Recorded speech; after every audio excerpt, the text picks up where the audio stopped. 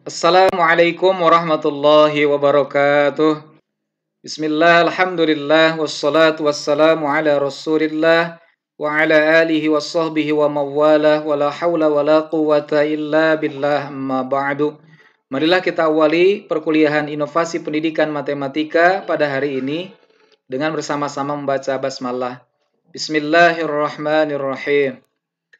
Perkuliahan kita pada hari ini akan membahas tentang karakteristik dari inovasi pendidikan.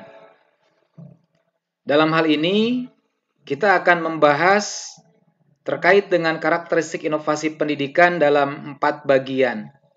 Dimulai dari pengertian karakteristik inovasi pendidikan, kemudian pendekatan karakteristik inovasi pendidikan, pengaruh keberhasilan dari karakteristik inovasi pendidikan, dan yang terakhir adalah dampak ketercapaian dari karakteristik inovasi pendidikan. Sebagai pengantar, ada sebuah pernyataan yang disampaikan oleh Homer G. Barnett dalam bukunya Innovation, The Basis of Cultural Change tahun 1953, bahwa penerimaan yang diberikan untuk sebuah ide baru tidak begitu kebetulan dan tidak terduga seperti yang terkadang tampak. Karakter ide itu sendiri yang merupakan penentu yang penting. Nah, di sini menunjukkan kepada kita bahwa suatu ide baru yang kita sebut sebagai inovasi, termasuk di dalam inovasi pendidikan, itu ketika diterima atau penerimaan terhadapnya, maka itu tidak terjadi secara kebetulan atau tidak terduga. Akan tetapi sangat ditentukan oleh karakter dari ide atau inovasi itu sendiri. Di sini penting untuk mempelajari, mengenali, mengidentifikasi karakteristik yang dimiliki oleh setiap inovasi pendidikan. Karena karakter ide itu yang merupakan penentu penting terhadap penerimaan terhadap ide itu sendiri. Dalam hal ini, ada 2 kemungkinan dari suatu inovasi yang ditawarkan. Inovasi bisa menjadi positif dan atau sebaliknya, inovasi bisa menjadi negatif. Pada saat kapan inovasi bisa menjadi positif dan pada saat kapan inovasi bisa menjadi negatif? Inovasi bisa menjadi positif apabila sesuatu yang baru sebagai inovasi itu bisa memberikan nilai tambah dan mencapai keuntungan bagi penerima. Jadi semakin mempunyai nilai tambah atau keuntungan yang ditawarkan dari inovasi itu, maka berarti inovasi itu adalah menjadi positif. Sebaliknya, inovasi akan menjadi negatif jika pelanggan atau sasaran inovasi itu tidak merasa mendapatkan nilai tambah. Ini menyebabkan klien atau sasaran itu enggan memakai inovasi yang ditawarkan dan hilangnya kepercayaan terhadap inovasi tersebut. Nah, ini adalah inovasi yang ditawarkan akan ada 2 kemungkinan, bisa menjadi positif atau negatif. Supaya bisa menjadi positif, cepat diterima oleh sasaran dari inovasi, maka cepat lambatnya penerimaan inovasi ini sangat dipengaruhi oleh karakteristik dari inovasi itu sendiri. Maka penting kita memahami, mempelajari karakteristik dari setiap inovasi yang ada, terutama dalam inovasi pendidikan. Jadi cepat lambatnya penerimaan terhadap suatu inovasi pendidikan dipengaruhi oleh karakteristik inovasi itu sendiri. Nah, ini adalah terkait dengan pentingnya karakteristik inovasi pendidikan. Adapun pembahasan yang pertama adalah pengertian dari karakteristik inovasi pendidikan. Sebagaimana dari susunan kalimatnya, ada karakteristik dan ada inovasi pendidikan. kita tahu bahwa karakteristik itu adalah ciri-ciri atau watak atau sifat-sifat atau karakter itu sendiri yang dimiliki oleh setiap individu. Setiap individu mempunyai watak, mempunyai ciri khas, mempunyai karakter yang satu sama lain berbeda dengan individu yang lain. Nah, maka ini menjadi tanda khusus sebagai corak yang dimiliki oleh seseorang. Itu adalah karakter atau karakteristik. Nah, adapun inovasi pendidikan yang sudah kita pahami sebelumnya adalah sebagai suatu ide atau barang ataupun metode yang dirasakan ataupun diamati sebagai hal yang baru oleh seseorang atau sekelompok orang, masyarakat.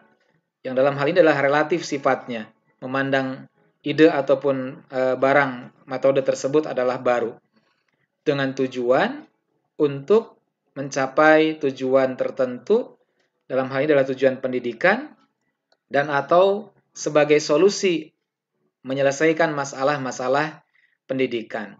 Baik hasil dari invensi, yaitu penemuan yang betul-betul baru, tidak ada sebelumnya, ataupun hasil discovery, yang mana merupakan pembaharuan dari yang sudah ada.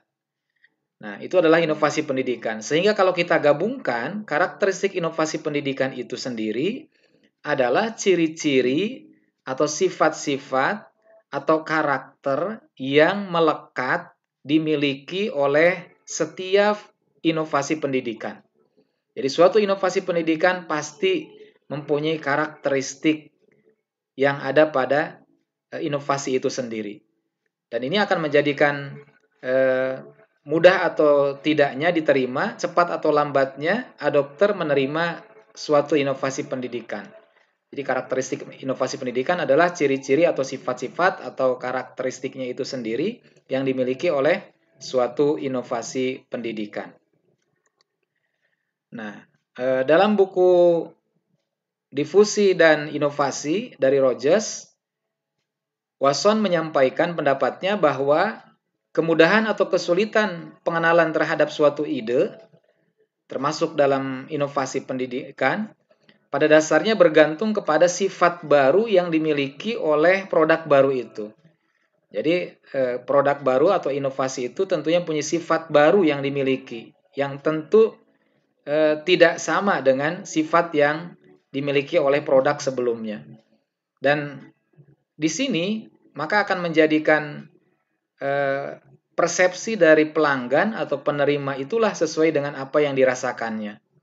Nah, itu adalah pendapat dari Wasson terkait dengan karakteristik inovasi pendidikan yang menjadi penentu buat mudah ataupun sulitnya mengenali sifat tersebut yang akan menjadi penentu atau menjadi katakanlah yang bisa mempengaruhi pandangan dari calon penerima atau adopter sesuai dengan yang dirasakannya. Jadi dalam hal ini yang menjadi pengaruh terhadap tingkat adopsi atau penerimaan suatu inovasi itu adalah bukan dari karakteristik atau atribut yang diklasifikasikan oleh para ahli atau agen perubahan. Akan tetapi, persepsi penerima itu sendirilah yang menjadi memberi pengaruh terhadap tingkat adopsi mereka. Jadi ketika sasaran inovasi itu mengetahui, memahami karakteristik dari inovasi yang ditawarkan, maka akan membangun sebuah persepsi dirinya terhadap inovasi itu. Dan itulah yang akan menjadikan cepat atau lambatnya dia menerima inovasi itu. Jadi persepsi penerimanya yang dirasakan oleh adopter, bukan yang diklasifikasikan oleh para ahli atau agen perubahannya. Nah, data tentang atribut inovasi atau karakteristik inovasi ini dikumpulkan sebelum atau bisa bersamaan dengan keputusan seorang individu dalam keputusan inovasinya untuk mengadopsi inovasi. Ini adalah pendapat yang disampaikan oleh Tornadzki dan Klein. Nah, jadi data hasil identifikasi karakteristik atau atribut dari suatu inovasi pendidikan ini dikumpulkan oleh sang atau si adopter ini sebelum ataupun bersamaan dengan keputusan inovasi yang diambilnya. Nah, inovasi dapat berjalan dengan baik dan bisa menghasilkan inovasi yang positif dan hasilnya bisa lebih baik jika praktisi pendidikan, ya, stakeholder yang ada di pendidikan tersebut memahami betul terhadap karakteristik dari setiap inovasi pendidikan. Inovasi pendidikan ini, setiap inovasi pendidikan pastilah memiliki karakteristik yang dapat dilihat dalam pengembangan pendidikan ataupun dalam kegiatan pembelajaran.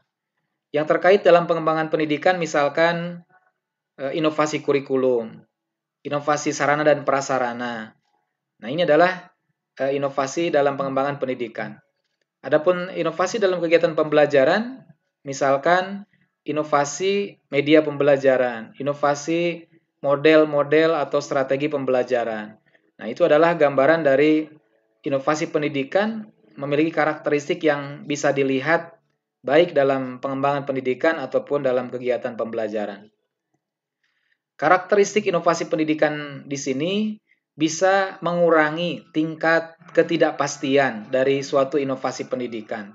Karena yang menjadi ciri khas dari suatu inovasi, sebagaimana yang pernah disampaikan sebelumnya, adalah adanya ketidakpastian, uncertainty. Jadi bisa mengurangi ketidakpastian itu ketika memahami karakteristik yang dimiliki oleh setiap inovasi yang ditawarkan. Dan juga bisa membantu setiap individu untuk bisa menerima terhadap inovasi tersebut. Nah, jadi itu adalah dua manfaat dari karakteristik inovasi pendidikan yang bisa dirasakan oleh penerima atau adopter, yaitu untuk mengurangi ketidakpastian dari suatu inovasi tersebut dan bisa membantu untuk menentukan sikap menerima terhadap inovasi. Adapun yang kedua adalah pendekatan karakteristik dari inovasi pendidikan. Menurut Rogers dalam bukunya tahun 1983 menyampaikan ada 5 karakteristik dari suatu inovasi.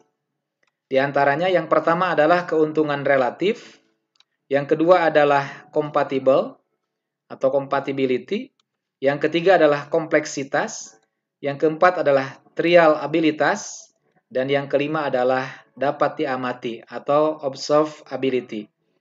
Ini adalah 5 karakteristik inovasi yang disampaikan oleh Rogers dalam bukunya Diffusi dan Innovation. Nah, adapun keuntungan relatif yang dimaksud adalah sejauh mana inovasi dianggap menguntungkan bagi penerimanya. Sejauh mana inovasi dapat memberi manfaat atau keuntungan bagi adopter. Nah, maka semakin besar nilai keuntungan yang diperoleh atau yang dirasakan oleh adopter dari hasil identifikasi karakter dari inovasi itu, maka akan menjadikan sebab semakin cepat untuk menerima inovasinya. Nah, adapun keuntungan relatif sebagai karakteristik inovasi yang pertama di sini adalah bisa dengan diekspresikan dalam profitabilitas. Jadi tingkat keuntungan atau kemanfaatan yang diperoleh oleh adopter dan bisa diukur berdasarkan nilai ekonominya, nilai prestise sosial, kemudian kenyamanan, kepuasan, atau komponen-komponen yang lain yang sangat penting yang dirasakan oleh adopter. Tadi sudah disampaikan bahwa semakin menguntungkan, semakin banyak keuntungan yang ditawarkan, semakin banyak keuntungan yang bisa dirasakan oleh adopter, maka akan semakin cepat adopter menerima inovasi tersebut. Nah, itu adalah terkait dengan keuntungan relatif. Adapun contoh dalam bidang pendidikan, misalkan inovasi terkait dengan RPP 1 lembar. Maka keuntungan relatif dari RPP 1 lembar bagi guru adalah yang pertama misalkan lebih hemat, ya, karena yang biasa berpuluh-puluh lembar atau bahkan bertebal-tebal, kemudian cukup dengan 1 lembar itu 1 pertemuan, maka itu akan dirasakan keuntungan yang diperoleh yaitu lebih hemat. Kemudian juga bisa melihat keuntungan relatif yang lain dari RPP 1 lembar adalah lebih mudah dalam menyusunnya, lebih cepat dalam persiapannya, dan sebagainya. Ya. Pokoknya hal-hal yang positif, hal-hal yang sifatnya adalah keuntungan. Nah, itu adalah contoh dari keuntungan relatif dengan inovasi RPP 1 lembar. Kemudian kompatibel, yaitu tingkat kesesuaian dengan nilai atau values, dengan pengalaman lalu, dengan kebutuhan dari adopter atau penerima. Nah, semakin sesuai, inovasi yang sesuai, maka tentunya akan cepat diterima oleh adopter. Sebaliknya, inovasi yang tidak sesuai dengan nilai atau norma yang berlaku yang diyakini oleh penerima, maka tidak akan diterima secepat dari inovasi yang sesuai dengan norma yang ada. Ya, misal contoh penggunaan alat kontrasepsi. Ketika ini adalah sebagai inovasi bagi atau produk yang ditawarkan bagi masyarakat yang di masyarakat itu mempunyai keyakinan agamanya melarang terhadap penggunaan alat kontrasepsi tersebut, maka tentu akan menghambat terhadap penerimaan dari penggunaan alat kontrasepsi itu. Ya, atau dalam bidang pendidikan matematika misalkan penggunaan kalkulator untuk berhitung. Ya, ketika ada nilai yang terbangun di masyarakat bahwa kemampuan berhitung nalar atau berhitung langsung dari siswa itu yang dianggap sesuai atau yang diinginkan, maka penggunaan kalkulator sebagai cara yang lebih dipandang berseberangan dengan nilai itu, maka itu akan menjadi penghambat. Ya, jadi kompatibel itu adalah kesesuaian dengan pengalaman lalunya. Ya, misalkan dibandingkan anak-anak sekarang kemampuan berhitungnya dibandingkan dengan peserta didik di masanya, itu ternyata jauh lebih cepat berhitungnya daripada yang anak-anak sekarang. Nah, itu menyebabkan tidak mudah menerima dengan alat bantu hitung yaitu kalkulator. Jadi tingkat kesesuaian terhadap nilai atau pengalaman lalu dan kebutuhan penerima. Itu disebut dengan karakteristik yang kedua yaitu kompatibel. Karakteristik yang ketiga adalah kompleksitas. Kompleksitas di sini adalah tingkat kesukaran atau kerumitan untuk memahami dan menggunakan suatu inovasi bagi penerima. Inovasi yang mudah dimengerti dan mudah digunakan oleh penerima akan cepat tersebar, akan cepat diterima. Dan sebaliknya, inovasi yang sukar dimengerti, sukar dipahami, sukar digunakan, maka ini akan menjadikan lambat atau bahkan terhambat dalam penyebarannya. Misal pembelajaran daring menggunakan pemanfaatan teknologi informasi, terutama di era pandemi ini melalui penggunaan software dan aplikasi tertentu, mungkin bagi guru-guru yang senior, maka mengalami tingkat kesukaran atau yang lebih ya, ketika dibandingkan dengan pembelajaran tatap muka, sehingga bisa jadi penolakan dengan pembelajaran daring ini, ya, karena dipandang lebih sukar atau lebih sulit dalam menjalankannya. Kemudian yang keempat adalah trial abilitas, yaitu dapat dicoba atau tidaknya suatu inovasi oleh penerima. Tentu suatu inovasi yang dapat dicoba akan cepat diterima daripada yang tidak dapat dicoba terlebih dahulu. Oleh karena itu, biasanya perusahaan ketika membuat produk baru, biasa disediakan ada tester, ya, ada contoh yang tidak untuk dijual, sengaja digratiskan. Nah, ini tujuannya adalah menggunakan karakteristik yang keempat ini, trial abilitas. Jadi ketika dengan dicoba itu akan jauh lebih mudah diterima yang dapat dicoba daripada yang tidak dapat dicoba terlebih dahulu. Dalam bidang pendidikan misalkan penggunaan e-rapor, elektronik rapot, yang tadinya rapot hanya menggunakan tulisan tangan dari wali kelas, sekarang dengan penggunaan elektronik rapot itu wali kelas cukup mengisi secara langsung di aplikasi atau software yang sudah disediakan. Nah, ini ketika awalnya guru mencoba terlebih dahulu, wali kelas mencoba terlebih dahulu. Ternyata ketika mudah atau dapat dicoba dan bisa menggunakannya, maka itu adalah menjadikan sebab mudah untuk diterima. Nah, jadi itu adalah trialabilitas.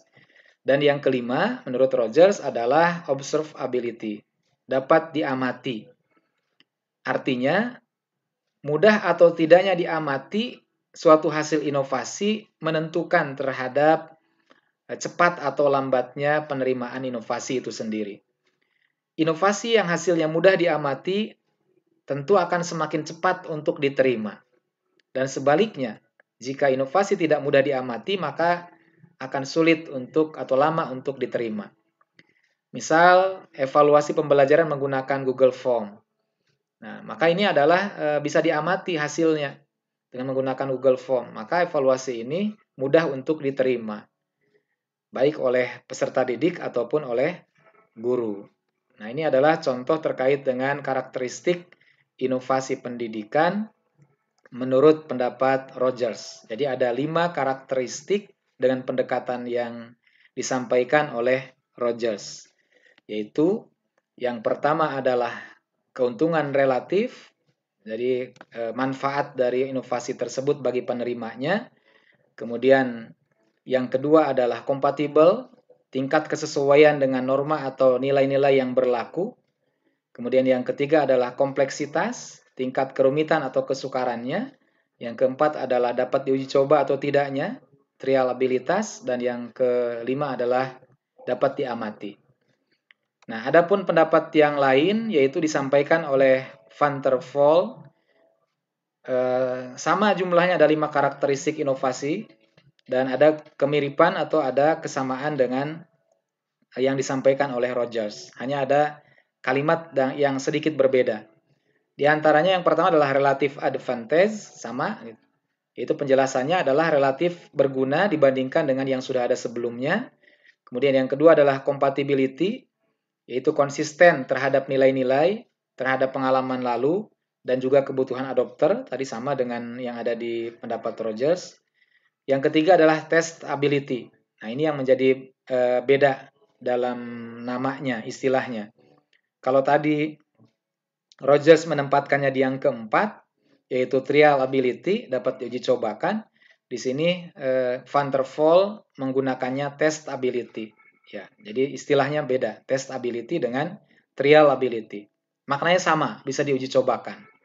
Nah, dalam hal ini lebih spesifik ke dunia pendidikan, yaitu bisa diuji cobakan di sekolah atau lembaga pendidikan. Nah, biasanya ketika mahasiswa yang sedang menyusun karya tulis ilmiah berupa skripsi ataupun tesis, maka masa penyusunan karya tulis itu melalui proses penelitian itulah tahapan uji coba di sekolah. Ketika hasilnya setelah diuji cobakan, maka tentulah akan bisa lebih mudah diterima ketika sasaran inovasi mengetahui karakteristiknya. Kemudian yang keempat adalah observability. Nah, tadi sama, beda urutan. Kalau tadi dapat Rogers di poin yang kelima, ini di yang keempat. Jadi dapat diperlihatkan hasilnya kepada peserta didik dan juga bisa melihat variasi-variasi dalam mengaplikasikannya. Jadi bedanya di sini Van der Vol menekankan bahwa yang dimaksud dapat diamati, dapat dilihat, itu bukan hanya kepada hasil dari inovasi itu, tetapi juga prosesnya. Jadi baik secara proses ataupun hasilnya bisa diamati, bisa dilihat oleh sasaran dari atau penerima inovasi itu. Dan yang kelima adalah complexity, yaitu tingkat kesukaran. Apakah guru-guru memerlukan pelatihan untuk mengaplikasikan inovasi itu? Apakah menambah tugas guru karena sulit? Gitu. Nah, ini adalah gambaran dari 5 karakteristik yang bisa diidentifikasi oleh sasaran atau oleh calon penerima adopter yang akan bisa membantu menentukan penerimaan terhadap suatu inovasi pendidikan. Jadi ada 5 yang sama dengan yang disampaikan oleh Rogers, hanya di bagian testability yang kalimat atau katanya berbeda dengan trial ability, tapi esensinya sama. Adapun yang sedikit berbeda adalah dengan yang disampaikan oleh Zaltman. pada tahun 1973. Beliau menyampaikan kalau tadi hanya 5 karakteristik atau atribut, kalau di sini Zatman menyampaikannya ada 15 atribut dari suatu inovasi. Di antaranya yang pertama adalah pembiayaan. Jadi untuk bisa memastikan menerima atau tidak dari suatu inovasi yang ditawarkan, maka yang pertama kali dilihat adalah pembiayaannya, mahal atau tidak. Inovasi itu mahal atau tidak.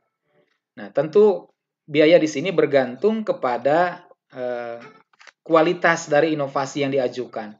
Kalau kualitasnya bagus, tentu biayanya akan berbanding atau yang sebanding dengan kualitas itu. Jadi biaya bergantung pada kualitas dari suatu inovasi. Kemudian yang kedua adalah balik modal. Mungkin dalam bidang pendidikan agak sulit ya untuk dipertimbangkan di bagian karakteristik yang kedua, balik modal, karena sebagaimana yang kita tahu bahwa pendidikan merupakan investasi dalam jangka panjang.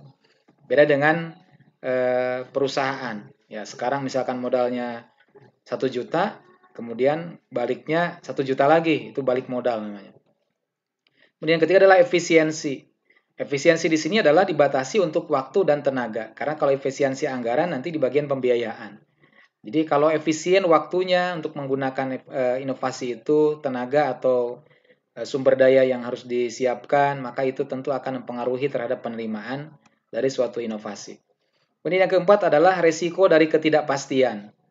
Jika resiko dari ketidakpastian inovasi itu yang ditimbulkannya adalah kecil, maka program inovasi akan lebih mudah diterima daripada yang resikonya besar. Dan yang kelima adalah mudah dikomunikasikan. Ya, inovasi yang mudah dikomunikasikan maka akan lebih mudah tersebar. Nah, ini adalah karakteristik yang kelima.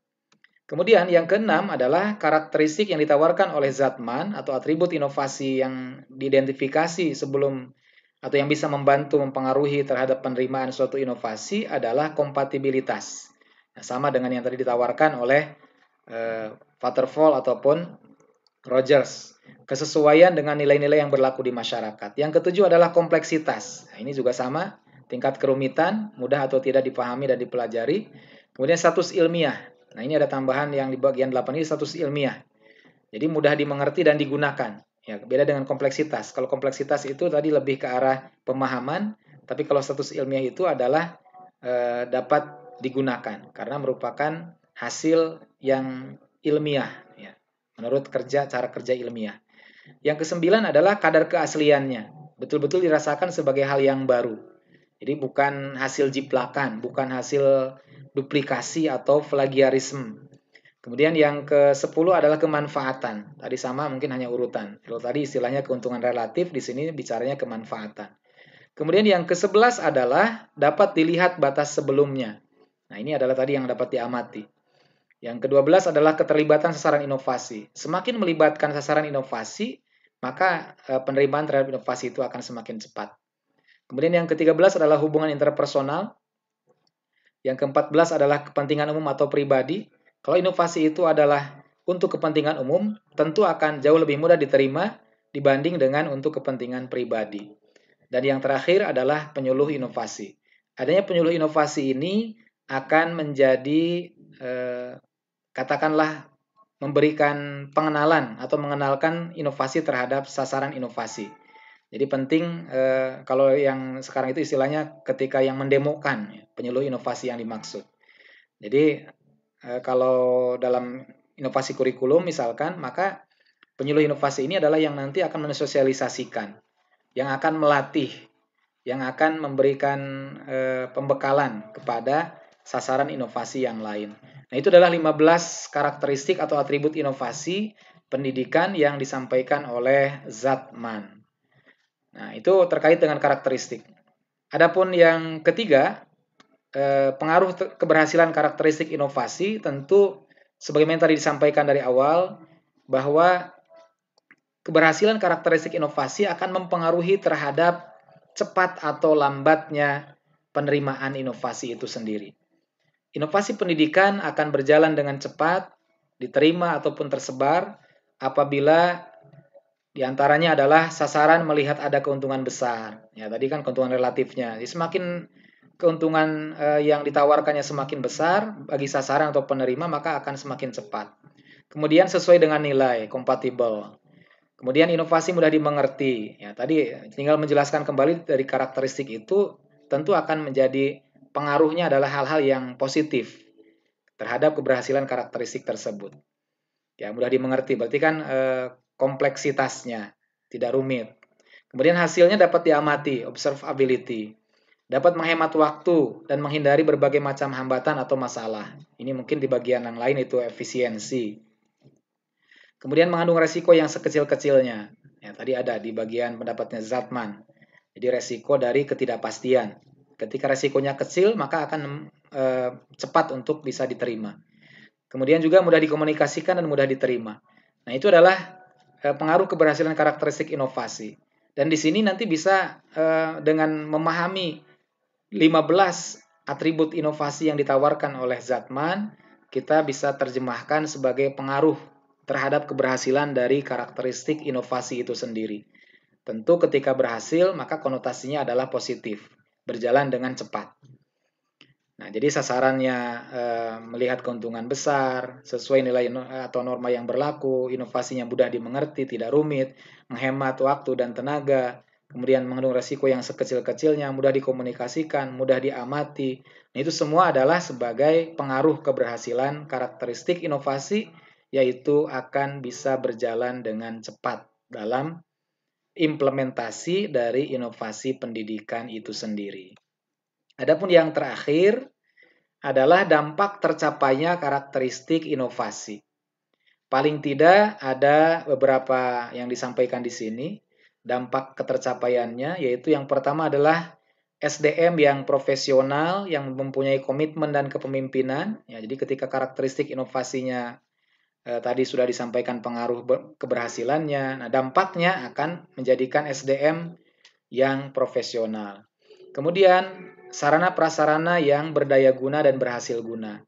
Intinya standar nasional pendidikan yang ada 8 standar itu semuanya berdampak positif dari ketercapaian karakteristik inovasi. Iklim kerja yang kondusif, komunikatif dan harmonis. Nah, ini kan berarti di standar PTK ya, pendidik dan tenaga kependidikan. Kemudian nilai-nilai pelayanannya prima. Nah, ini adalah di bagian standar pengelolaan. Sistem organisasi yang mau menjalankan program kerja lembaga. Nah, ini adalah standar pengelolaan ya. Jadi kalau nilai pelayanan mungkin tadi ke standar kompetensi lulusan. Anggaran melaksanakan program kerja sesuai dengan secara efektif dan efisien. Ini berarti di standar pembiayaan. Evaluasi kinerja kontinu dan berkesinambungan. Ini ada di standar penilaian. Jadi standar nasional pendidikan yang ada 8 standar itu dengan dampak tercapainya karakteristik inovasi pendidikan itu akan menjadi positif terhadap semua standar nasional pendidikan itu. Dari mulai katakanlah tadi SDM, ya, standar pendidikan dan tenaga pendidikannya profesional, standar sarana prasarananya akan berdaya guna dan berhasil guna, kemudian standar yang lainnya iklim kerja yang kondusif, ya, standar proses, nilai pelayanannya prima, standar pengelolaan, sistem organisasinya yang berjalan baik, kemudian standar pembiayaan efektif dan efisien, standar penilaian evaluasi kinerjanya berkesinambungan. Nah, dan seterusnya. Jadi nanti silakan bisa dikembangkan terkait dengan dampak tercapainya karakteristik inovasi. Karena tercapai karakteristik berarti dampaknya semua adalah positif. Ya, pengaruhnya juga sama. Pengaruh keberhasilan berarti semuanya adalah positif. Nah, disinilah pemahaman kita terkait dengan karakteristik inovasi pendidikan. Mudah-mudahan bisa difahami dan nanti akan bermanfaat ketika kalian mempunyai inovasi terlebih menjelang penyusunan skripsi. Karena hakikatnya meneliti atau melakukan penelitian untuk tugas akhir skripsi itu adalah mempunyai sebuah inovasi. Inovasi apa yang akan ditawarkan, kemudian diajukan sebagai rencana penelitian, dan dari masing-masing inovasi tersebut tentu harus difahami terhadap karakteristiknya, apa kelebihannya atau keuntungan relatifnya, apa tingkat kesesuaian dengan nilainya, kemudian tingkat kerumitannya bagaimana, sampai nanti dapat diamati. Berarti kan ada proses yang pada saat hasil yang didapatkan adalah sesuai dengan apa yang dikumpulkan dari data yang diamatinya. Nah, kira-kira itu yang bisa disampaikan, mudah-mudahan bisa difahami dan bisa kembali nanti diperkaya wawasannya dengan membaca referensi yang lain. Pak sampaikan terima kasih atas perhatiannya. Mudah-mudahan ketika nanti pada masanya kalian dituntut untuk berinovasi, terutama di semester 7 atau semester 8 ketika membuat proposal penelitian, itu mudah-mudahan mempunyai gambaran bahwa sesungguhnya menyusun skripsi itu adalah menuliskan sebagai sebuah inovasi. Selamat berinovasi, sukses selalu. Billahi taufik wal hidayah. Wassalamualaikum warahmatullahi wabarakatuh.